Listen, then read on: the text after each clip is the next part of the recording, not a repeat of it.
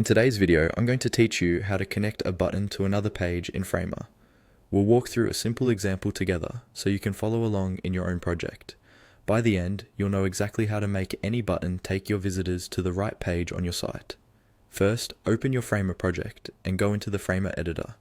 This is the main canvas where you design and edit your site. Make sure you're on the page that contains the button you want to connect. Give the editor a moment to load, especially if your project is a bit heavy. Next, locate the button you want to link. In this example, we'll use an About Me button, but you can use any button or navigation item. On the canvas, click directly on that button so it's selected. You'll know it's selected when you see the usual selection outline or handles around it. With the button selected, look over to the panel on the right side of the screen. This is where Framer shows all the properties for the element you've selected. Scroll or scan through this panel until you see the button-related options. Among these, you'll find a section for the link settings. This is what controls where your button will send users.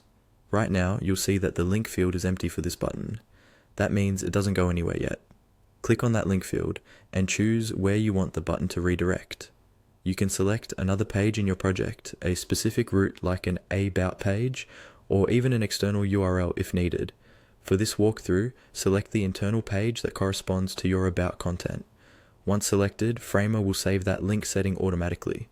Now it's time to see the result live. At the top of the editor, click on Publish. This updates the live version of your site with your latest changes.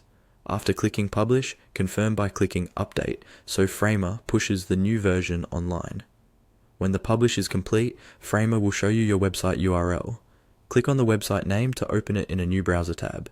This lets you preview and test your button just like a regular visitor would.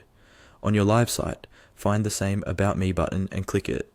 If everything is set up correctly, you'll be redirected to the About page you linked earlier. Once you see that page load, you'll know your button connection is working as intended.